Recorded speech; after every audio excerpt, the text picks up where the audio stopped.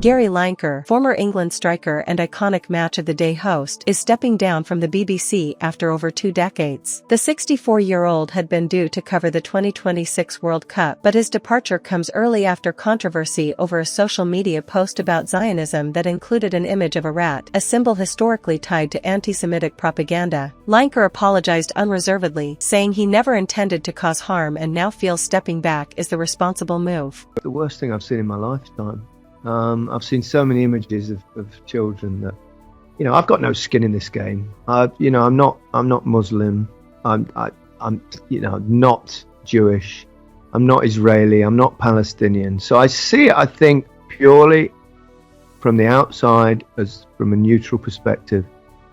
And I can't think of anything that I've seen worse in my lifetime. The constant images of children losing their lives day in, day out. Now, obviously, we all know what, October 7th happened and, the Hamas thing. But the minute you raise your voice against what they're now doing there, you get accused of being a supporter of Hamas or, all this kind of stuff. So there's a lot of heavy lobbying on people to be quiet. So I understand why most people refrain, but I'm getting on a bit now.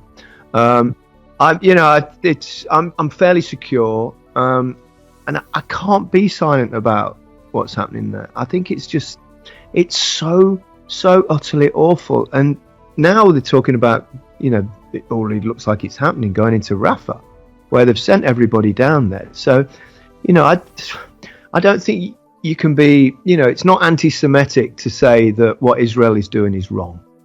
And I just can't see how everybody doesn't see it that way now.